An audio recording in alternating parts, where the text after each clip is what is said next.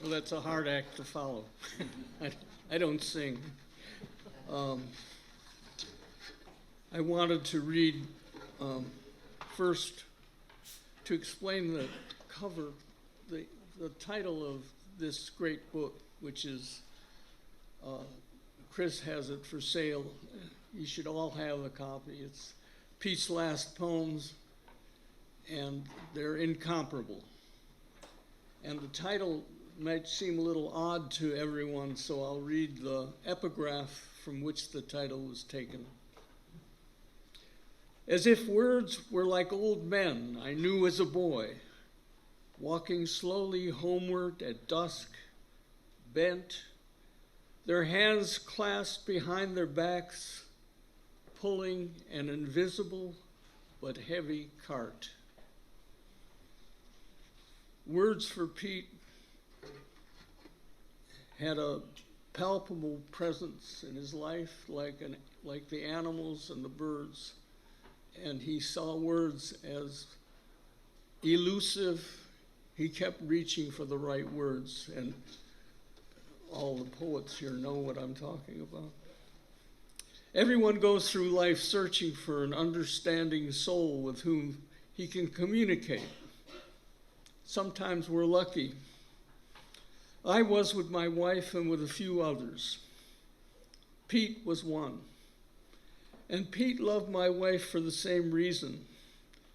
They understood one another in that certain way that nourishes the soul. He was one of our dear friends for 60 years. I'm going to read two related poems by Pete.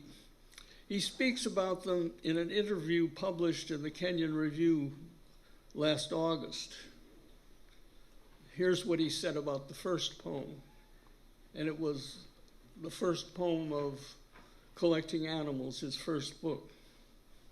The first poem in my first book, Collecting Animals, was How It Is, a short and rather elliptical lyric based on a couple of images. The poem contained more silence than speech, a youthful poem stunned by the wonder and mystery of the natural world beyond the need for speech or explanation, a poem of renewal. How it is. This is how it is. One turns away and walks out into the evening. There's a white horse on the prairie, or a river that slips away among dark rocks. One speaks, or is about to speak, not that it matters. What matters is this: it is evening. I have been away a long time. Something is singing in the grass. So the interviewer in the Kenyon Review said, well, you wrote a poem for us called How It Is Later. Here's what Pete answered. Since then, that first poem, that world has become not less of a mystery, but one subjected to time and experience. An aging face often begins to reveal character, even its beauty. Both poems, especially How It Is Later, are concerned with how limited words are in pinning things down, and what an extended, ambiguous chorus of songs we hear in the world we love, one that now includes so many memories, knowing it will vanish with our passing. In that sense, the celebration and joy has acquired for me also a sense of loss and sorrow, which seems more complex and truthful. How it is later. Something is singing in the grass. I wrote, years ago, ending a poem that left unsaid what it was that sung. The grass by now is parched. The white horse I put in the poem has gone to green pastures, yet something is singing still outside my window. Some words keep to the shadows or slip off into a passing bank of clouds, leaving but traces of themselves. And some we chisel into the stone slabs to anchor our dead among the generations. But still, they come to us with their stories and their consolations, and whisper us to sleep like a lullaby. We wake to the morning dove's soft call, the rooster's exultations to the rising sun, each singing what it was given to sing, timeless, separate from our dominion, but of the world in which we live, a world that we have come to love, even as we enter another day of our lives in loneliness of how it is. Thank you.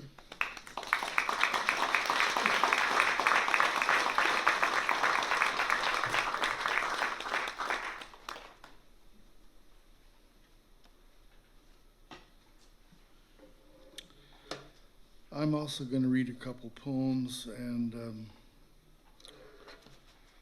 try to praise these 45 years of friendship in a few remarks, which will be inadequate. Peter was first for me a mentor. Mid-70s, the MFA program at UC Irvine. Several of us had gone to the chair and demanded that they stop recycling the department poets for our workshop and bring in someone of real accomplishment and quality. We got lucky. Peter was on a Guggenheim that year from Fresno State and was persuaded to drive down from Fresno once a week for 10 weeks for our last quarter. Whereupon he saved what poetic life I had at the time. My writing had gone downhill steadily. And Peter was wise enough not to engage in the line-by-line critique. That would have been tantamount to replacing broken windows in a train wreck. And instead steered me to more reading and a larger vision of what a poem could be. And over time, that took hold and kept me from despair. Later, in the 70s, living in Fresno, teaching composition at the department here, Peter and I became closer friends and worked on a reading series inviting poets to campus. John Weinberg and I would drop in on him now and then, and he gave us time to talk to us about poetry, which frankly amazed us. Given the disparity in our ages and places in the poetic world. John and I were fans, a tag team of poetic cheerleaders for Peter. We did an interview with Peter in 1979, which is in the new book, which had to be revised a time or two before Peter okayed it, wet as we were behind the ears then. Time passes, and soon we were just friends. Everyone over 50 in the same boat. And we were given the gift of close friendship, graciousness, and that generous, loving warmth that was Peter. One of the major blessings of my life the last 15 years or more was on my 2 or 3 yearly visits to Fresno to round up John and drive over to Peter's to spend an afternoon in his living room with some very good Pinot. The three of us laughing, telling lies, talking poetry, and giving each other the business. Peter's modesty was very disproportionate to his talent and his gifts, of course. And a time or two after a glass or two, he asked if we would like to hear a new poem. The first time I heard At the Hermitage was on one such afternoon. Peter had been to a retreat out near the coast, and this poem came from that. When he finished reading it, John and I looked at each other completely amazed. Blown away, as the idiom has it. We were stunned and could not believe the brilliance of what we'd just heard. "You really think it's good?" Peter asked, honestly, as if he was not sure, had not decided. And John and I said it was way better than good, it was luminous. Here's the poem. This is in the new book on page 57, 58.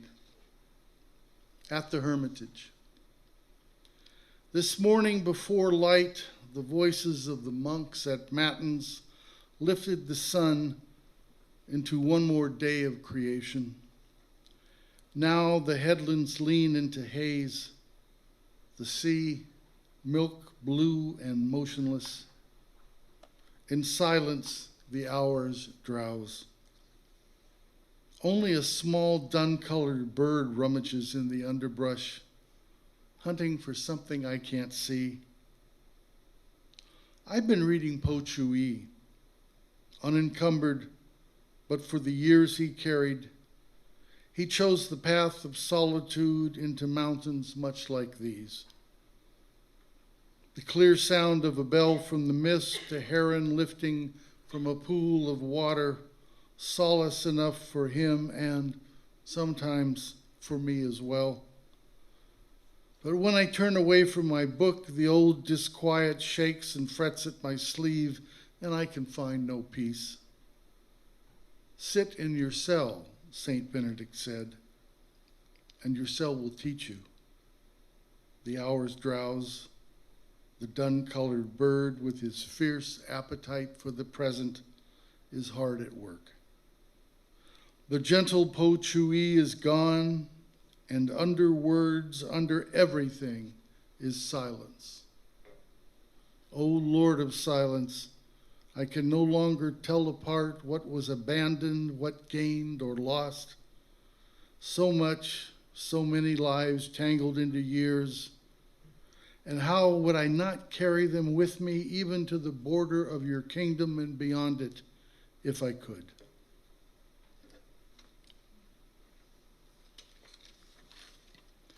The other poem I'd like to read is from Listening Long and Late, Peter's last book before this one, The Train Station of Milan. In so many ways, for me, this exhibits the true human genius and subtle skills of Peter's poetry. A single gesture, time passing, a small memory, and you have the crux of the human dilemma.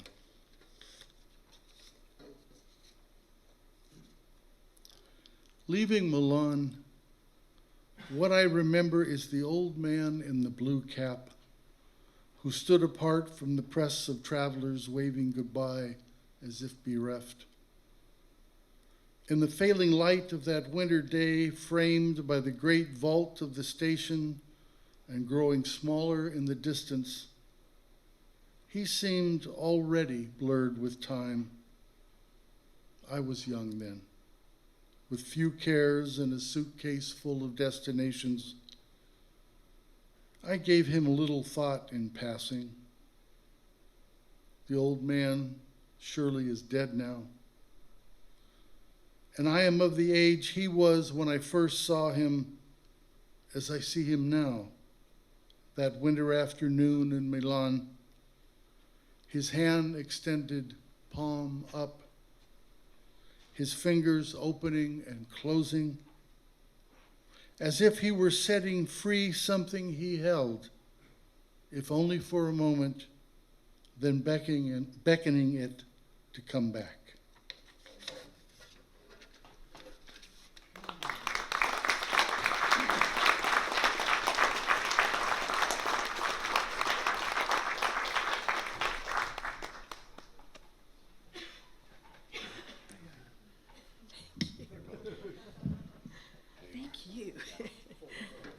Usually you have to fumble around with it. What? Short people. All right, short people. Remember, don't pay attention to that. I'm really honored to be able to read some of Peter's poems, a couple of poems that I'm going to read of his, and I was honored to have been his friend. Going to miss so much about Peter. His laugh, his smile, his jokes, well, there was just so much. His friendship, he was the sweetness, and I think the thing that characterized Peter for me more than anything was his elegance. He had this quiet elegance about him that was always there, no matter what was going on. And I remember we had a meeting one time of the Poets Association at, I think it was at Gene Jansen's house. And these were very informal meetings. And we were all sitting around, and Chuck Moulton he was talking about he had some idea, some harebrained scheme he wanted all of us to take part in. It was something like we were all going to find a high school student and mentor them, and it was more than that, but it was really nothing anybody wanted to be involved in, and we were all sitting there going, oh my God, who's going to tell him what a bad idea this is? And no one wanted to. And lo and behold, Peter spoke up. And after this long period of silence and nobody saying anything, and Peter said, Chuck, I think that is the most appalling idea I've ever heard of. And we were all so grateful to Peter. But Peter could tell you to go jump in a lake and you would feel honored.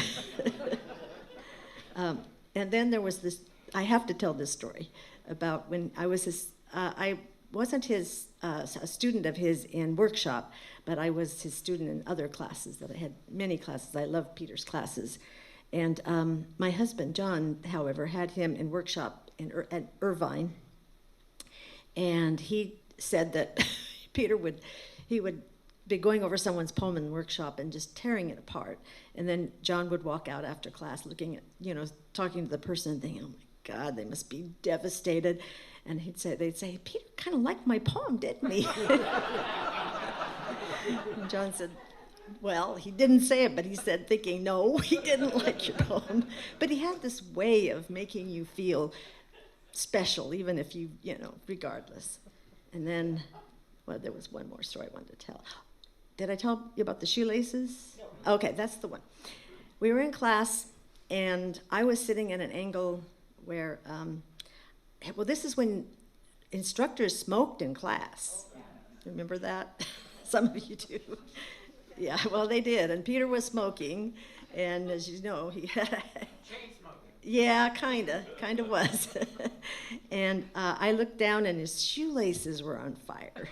The smoke was curling up, and I'm thinking, how do I say, Peter? How do I get? Finally, I just kind of got his attention and kind of pointed to his shoes, and he looked down and went, oh. He put the fire out and then carried on with class. Like nothing had happened. He was a class act. Well, it was hard to pick two poems. Hard to pick any poem of Peter. I went through, not this one, no, this one. And I picked this one, Haunted Heart, because, my mutual love of jazz with Peter that we shared so many times together as with other poets, and this is for Charlie Hayden, Haunted Heart, 1937-2014. A late evening in July, I'm slow dancing alone to Haunted Heart as Hayden's bass blossoms and fades in the room like a passing resonance of time, the nostalgia of beautiful moments, he said, meaning the ache and yearning of song, moments like scenes dissolving in a film to which no one could return. He understood how haunted a heart can be, though the body sways to its own sweet music. I dance a step back in a room suddenly is crowded, in a room that is suddenly crowded.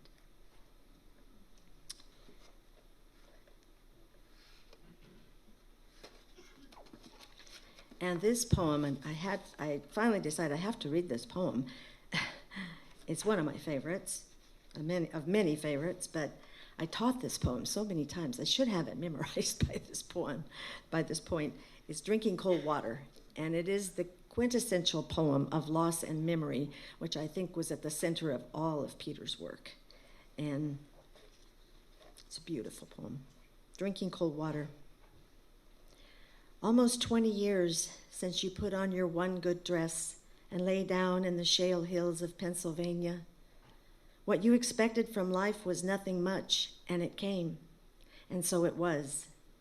In California, I mourned and then forgot, though sometimes in a mirror I saw someone walk from the weeds, stepping from a shine of water, and it was you shining. Tonight, I brought my bundle of years to an empty house. When I opened it, a boy walked out, drinking cold water, watching the moon rise slim and shining over your house. Whatever it was I wanted must have come and gone. 20 years, grandmother. Here I stand in the poverty of my feet, and I know what you'd do. You'd enter your black shawl, step back into the shadows of your hair, and that's no help tonight. All I can think of is your house, the pump at the sink, spilling a trough of clear, cold water from the well. And you, old love, sleeping in your dark dress like a hard white root.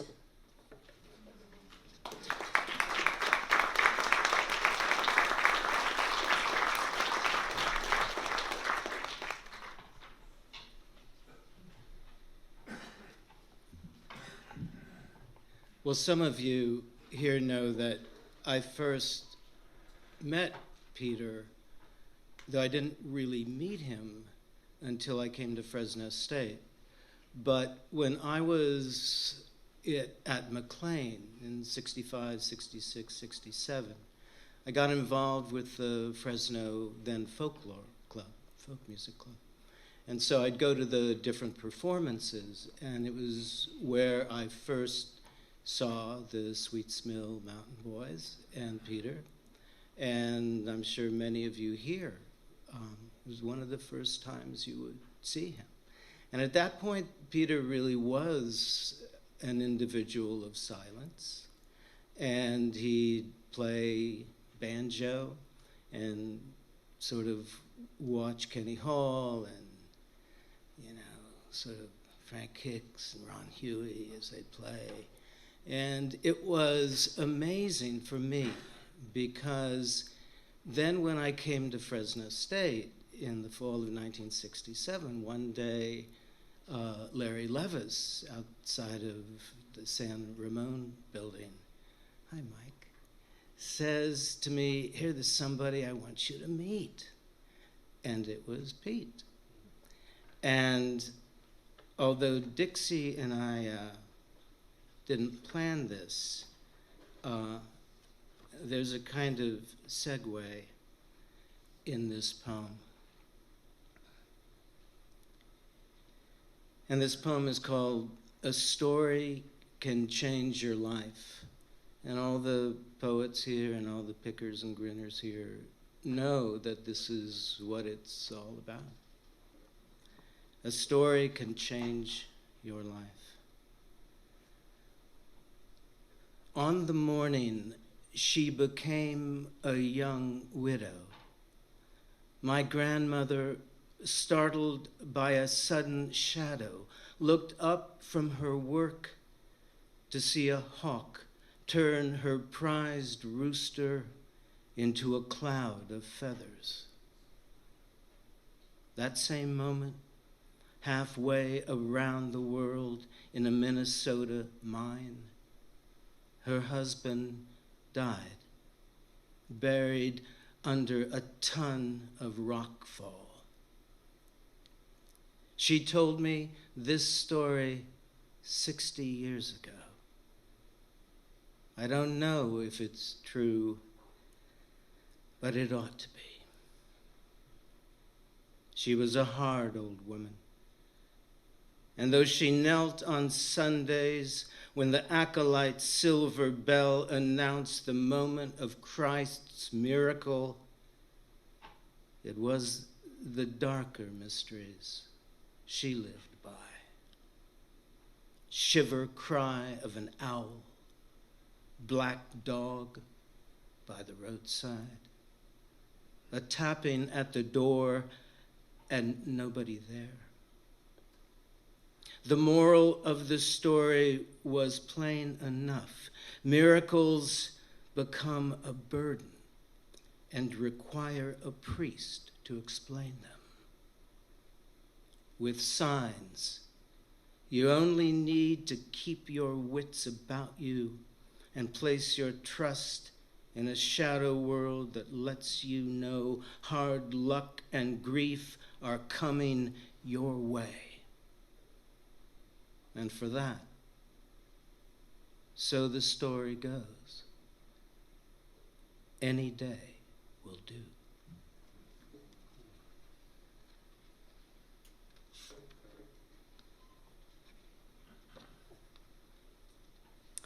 And it was wonderful to see Jemmy here, now Jem, from back in the day when he and his father and brothers and Freda would play together.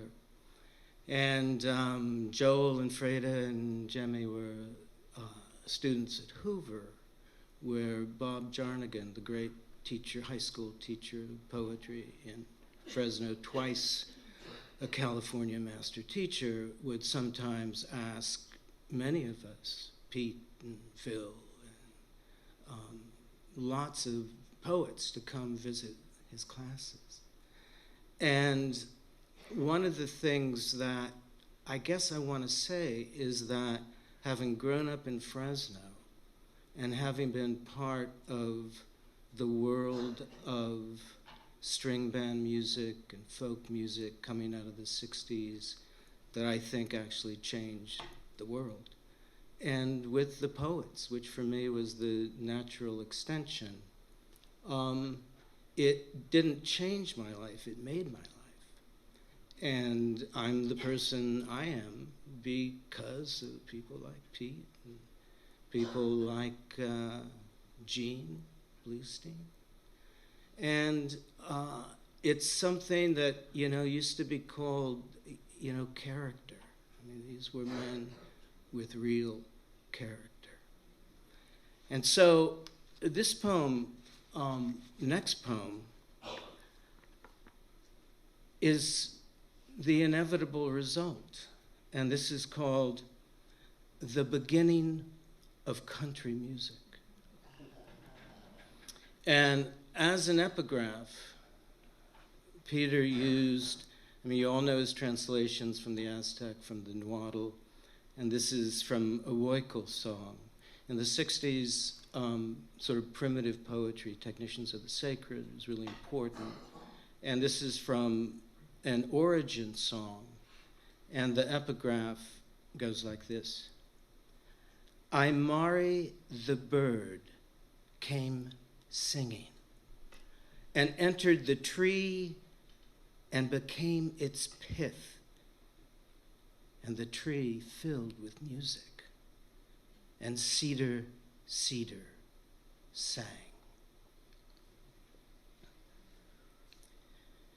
God was playing his fiddle in the shade of the garden, practicing the hymns he'd written in praise of himself. Here, he said to Adam, I'm tired. You play for a while. Adam rosined the bow, put his ear to the great tree that grew in the center of the garden, and he listened. He tried a little seven-tone figure with a trill. He listened, fiddled it again, louder, and Mockingbird came singing from the tree and entered the fiddle. Adam kept on playing. And Goldfinch came singing, Oriole and Lark of the Morn singing, Turtle Dove and Cluck Old Hen and came singing wood thrush and warbler, shy pipit and evening whippoorwill. The tree began to thrash its leaves as if a great wind was rising. Over by the roses, God was stamping his feet, shaking his head, no, no, at Adam. Adam began to sweat. He shuffled the bow a little faster, didn't know how to stop now, so he shuffled the bow a little faster. Smoke began to curl up from the strings. "Oh, Lord," cried Adam. And hot canary came singing from the tree, and weather bird, yard bird, and midnight cockalorum, and the naked jaybird. The tree was billowing and tugging like a high green sail. Oh, there came Eve, running across the grass, a strange light being born in her eyes. God stood at the gate, gnashing his terrible teeth. Yes.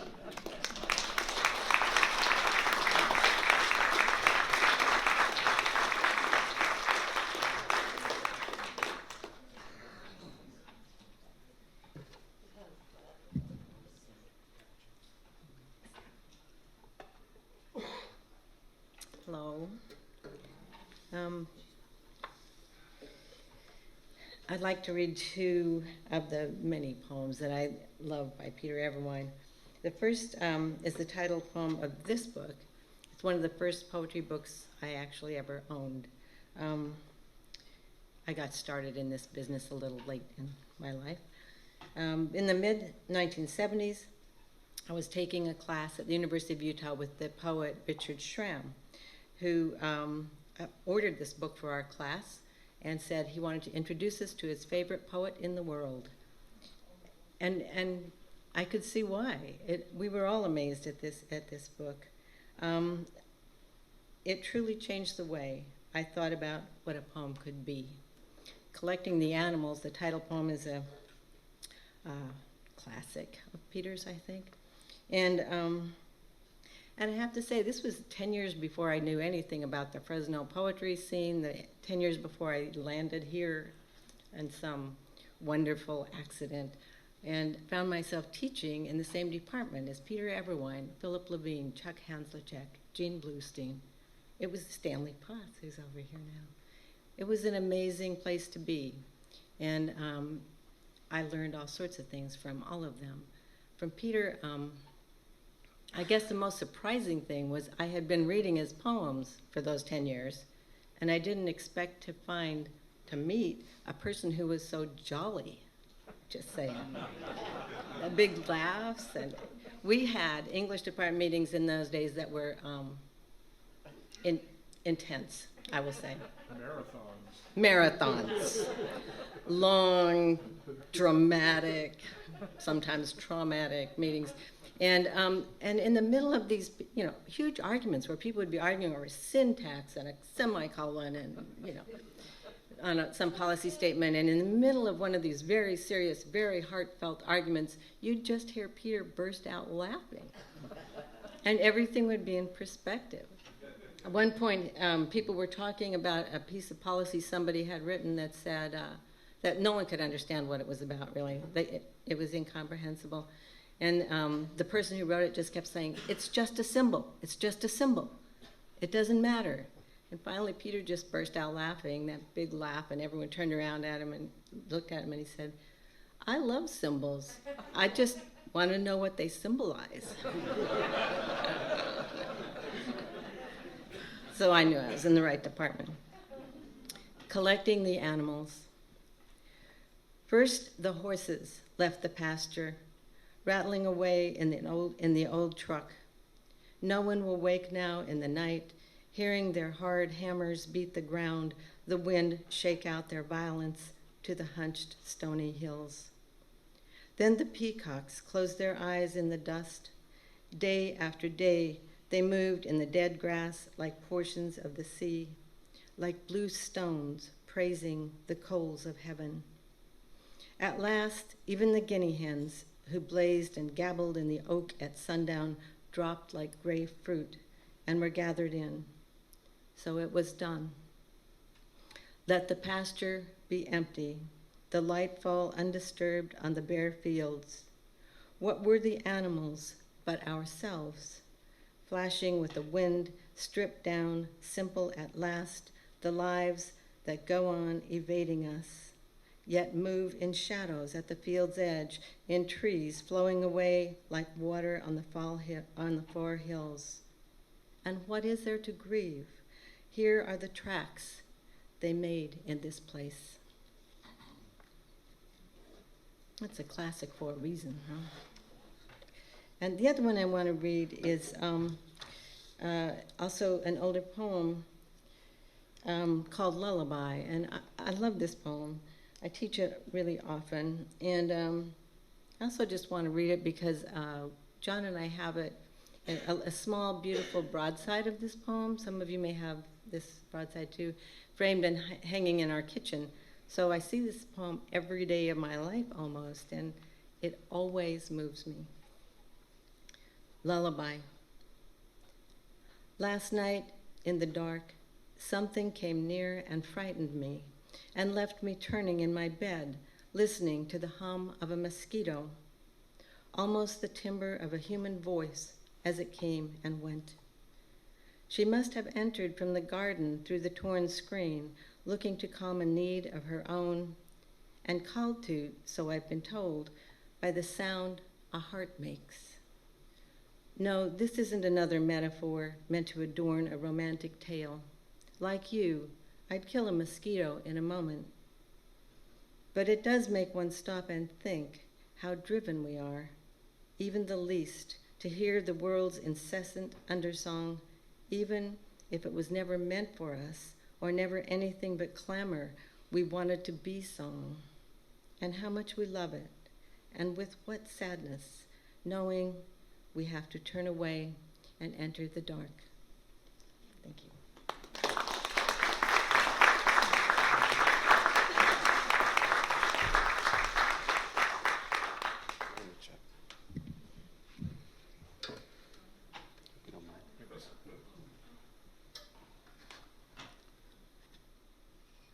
I owe thanks to Jefferson, too, who manages everything behind the scenes at all department meetings.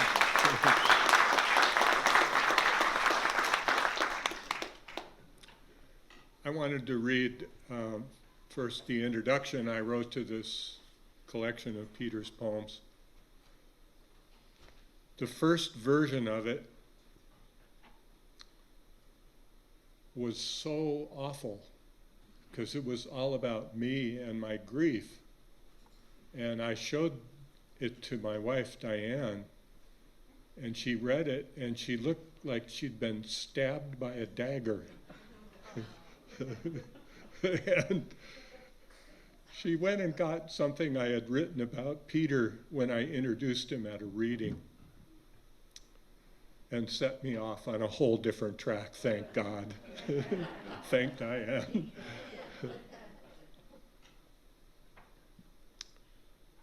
Peter Everwine and I were friends for 52 years. He called me his poetry brother, but truth be told, that was pure flattery. Our relationship was more like mentor and mentee. But to me, he was even more than a mentor. He was a lodestar, my guide to navigating the currents of both life and poetry. Peter was, above all, a man of enormous kindness. He radiated a warmth that everyone around him felt. After people, his great love was poetry, and he cherished every poet, from the Aztecs to Christopher Smart to the great moderns of Middle Europe and Israel.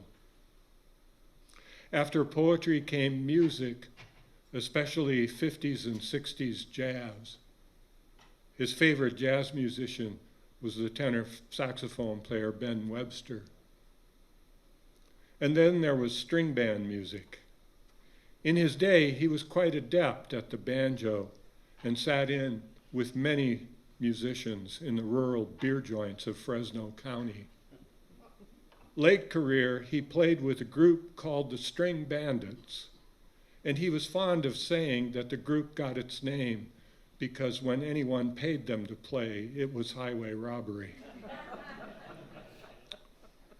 To the list of his loves has to be added art, both primitive and modern, which he collected avidly. Reading through his last poems, I am struck again by their beauty. They speak in a singular voice, one of clarity and simple diction, and always the voice responds to passion, not poetic fashion. It seems a little quaint to speak of beauty in poetry, but in these poems, forged in a lovely quietude, there is no roaring, no clamor, just words that arise from the surrounding silence, words that strike one as infallibly well-spoken.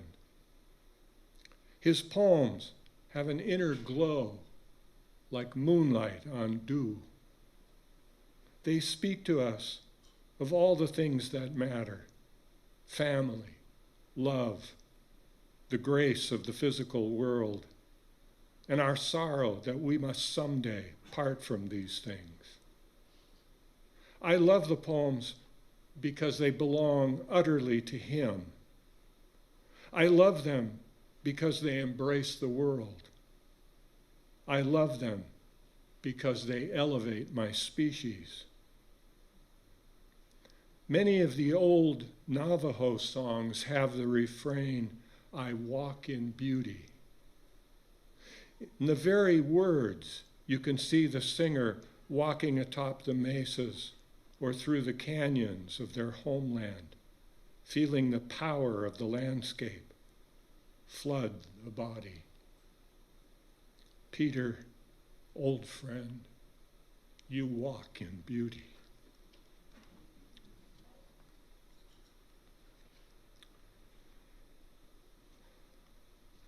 We're so used to being moved by Peter's poetry, and we sometimes forget that he could be funny. And there's a sequence of poems in this new book called Names. One of them is his dog, Watson.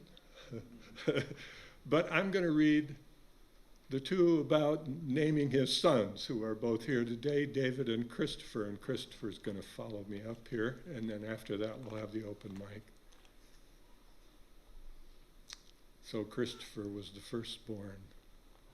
I wanted to name my firstborn Elmo, but my wife wouldn't have it. I told her about Elmo Tanner, the whistling virtuoso. I explained St. Elmo's fire, how his electrical and eerie energy was perfectly suited to the age in which we lived. She wasn't moved. So we named him after a saint, of course, and it all turned out well. There are many names for love, and I love him saint or no. I gave him an Italian middle name that few know or ever use. I sometimes wonder if he dreams at night of dancing a tarantella in Naples, the men clapping, women flashing their eyes at him as he whirls around the piazza in his beautifully made shoes.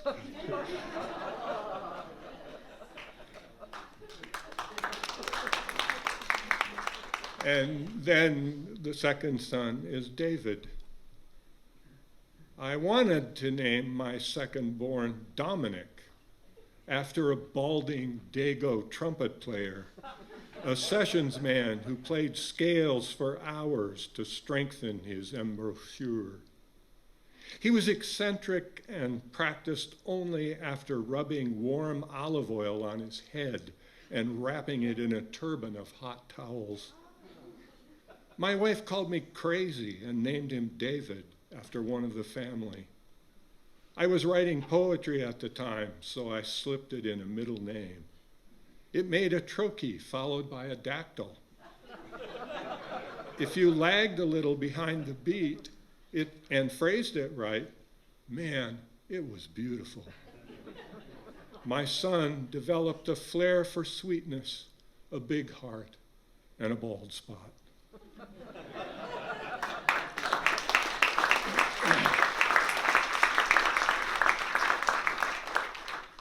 And then read the poem The Heart, which I read at Peter's memorial service.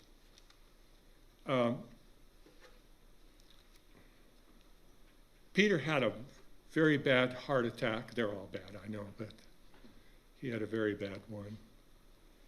And visiting him in the hospital almost gave me a heart attack. But, you know, he loved those unfiltered Camel cigarettes. And he got out of the hospital and he got better and then slowly drifted back to the Camels. And then he had a second heart attack. And that was it. He never smoked again. Boom.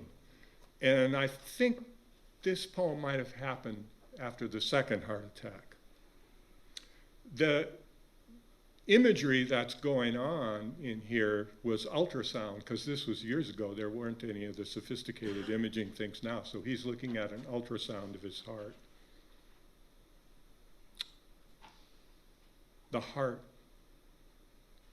We draw it so it looks like a deer's footprint, smoothing its redness into a shape we can fill with sweetness, or a track we can follow through the wilderness of our lives into a clearing we call love, or sometimes mercy. Have a heart, we say, as if one didn't need the other, as if the heart didn't break. In a small white room, I saw my heart after it broke. It swam up from the dark, a blind albino shape, thick and writhing, twisting and sinking back in shadows as if it shunned the light it could only feel, not see. And it made a sound not like a slack drum, but like the whippoorwill I listened to as a boy, singing on spring evenings at the edge of the woods. Whip-poor-will, whip-poor-will, but sibilant now and urgent, as if a little hoarse from all the years of calling out its name to the answering dark. I close my eyes and I can see it, and sometimes in quiet moments before sleep, I imagine I hear it singing still, so that the woods return, and the boy, and the spring evenings. Oh love, oh mercy, oh passing years.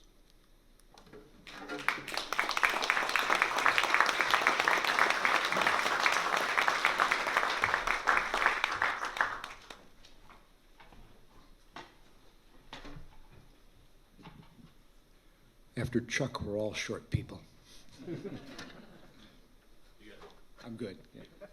Anyhow, first of all, on behalf of David and myself, and Chase, Jackie, and all the Everwines, wherever they are, I really want most heartfelt thanks to Chuck and Diane, Jefferson, whoever else contributed to putting on today's event, and then also especially to Chuck again, David St. John, and to Bill Broder and Chris Buckley for getting his last book published. There would be no last book if it was not for those guys. So, thank you. Thank you.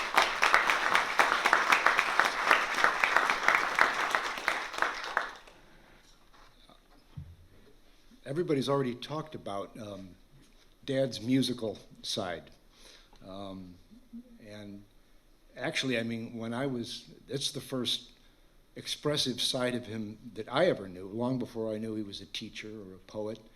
I was a little boy, and when he and Frank Hicks and Ron Huey, the Sweets Mill Mountain Boys, would rehearse, I would sit on the floor in the living room between them. Actually, I usually sat right next to Frank Hicks, the guitar player, because I was little, I liked the bass sounds that he played on his runs. And he even told me once, well, why don't you go over there and sit under your father's chair? And I said, well, I can hear the banjo all the way at the end of the house, so. Anyhow, I like that he started rather late in life writing more about that side of his life, because those poems seem to me to bring out his sense of humor, his humility. I like them.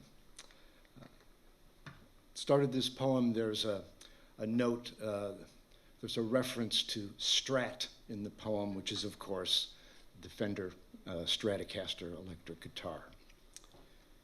The shirt.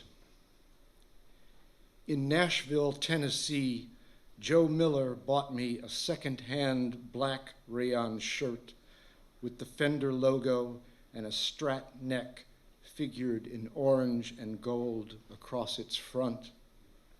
Slip your arms through the sleeves, you'd think you were a night-blooming electric flower. Oh, I know Robert Bly has a hand-loomed Mexican poncho and plays a harmonium.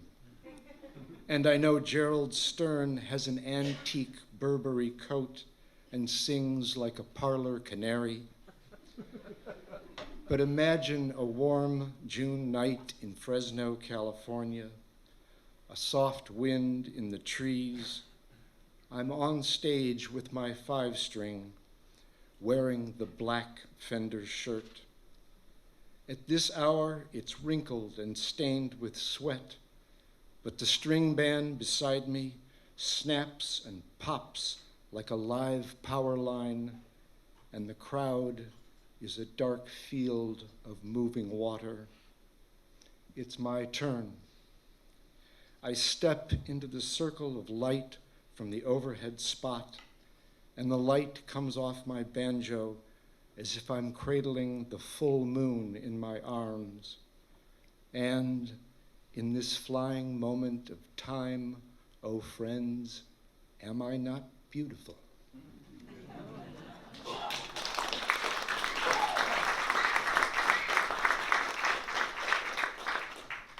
There's a poem in the new book that Dad wrote for his great-granddaughter, Ava.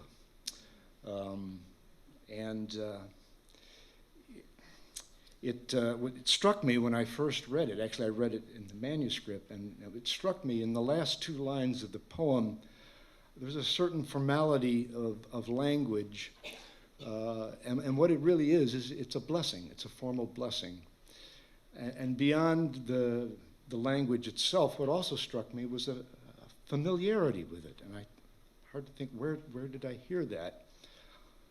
Anyhow, and I recognized later that what I found familiar was to a poem he'd written 63 years ago when I was born.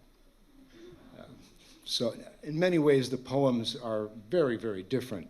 The poem for Ava is in his mature voice. The old poem is that of a young man still learning his craft. It's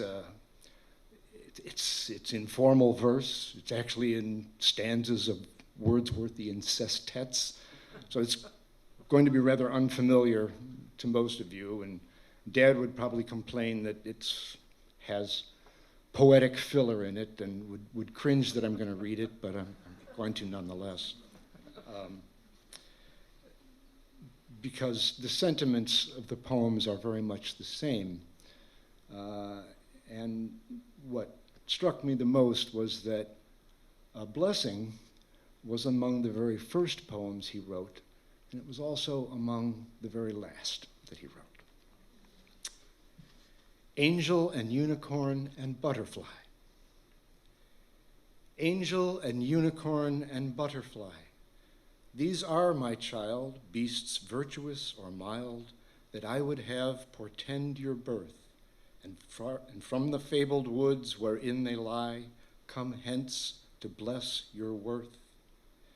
The angel for the plenitude of soul that comes to one who is by pain undone, and yet retains such innocence, that dancing on a pin, joy proves the whole, and spirit moves the sense. The unicorn for man's pride and strength, his horn unbent is virtue's instrument. Death for the huntsman, for the maid sweet counterfeit.